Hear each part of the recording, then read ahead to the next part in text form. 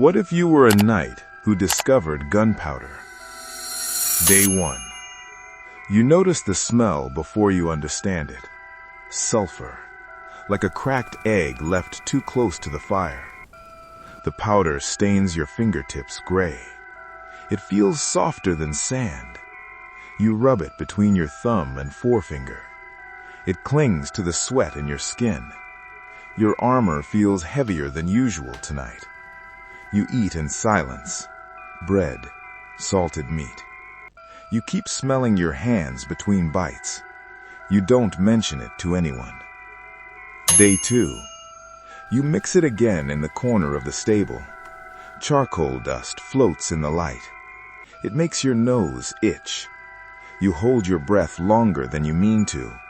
Your heart taps harder against your ribs. You pack the mixture tighter this time.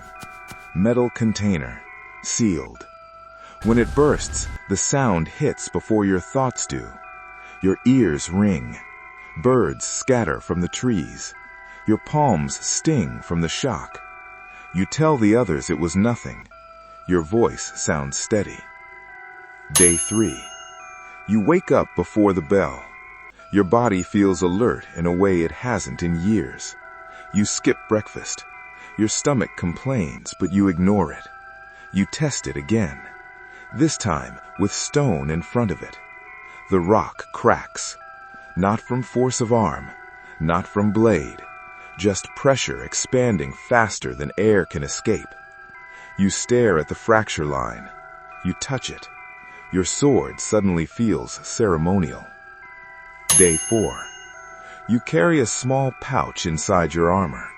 It brushes against your ribs when you walk. A quiet weight. You notice how close everyone stands during drills, how tight formations are, how shields overlap. You imagine what sound would do in a closed gate. You don't speak. You just watch. At supper, someone jokes about charging the walls tomorrow. You chew slowly. You don't laugh. Day 5. You test distance.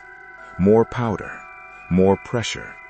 The explosion pushes air into your chest even from far away. Your ears ring again. You realize the ringing lingers longer each time. Inside the skull, sound has nowhere to go. You sit down afterward. You didn't notice your knees shaking until you stopped moving.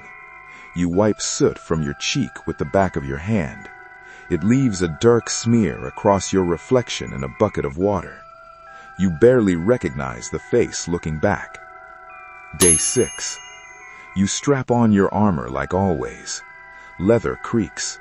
Metal settles over your shoulders. But you know something the others don't. You feel it in the way you walk. Less urgency, less need to prove strength.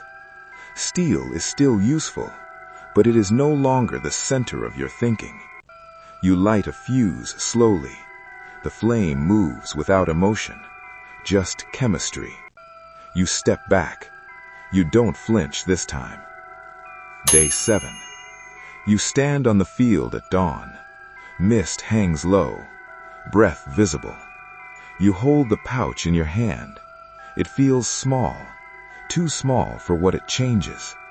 Around you, swords glint in the early light. Men shift their weight, waiting for the signal to run forward like they always have. You feel the old instinct in your legs. Then you feel something else. Stillness. You realize you are not just carrying a weapon. You are carrying the end of something familiar. Your grip loosens. Not from doubt, from understanding. You are no longer just a knight.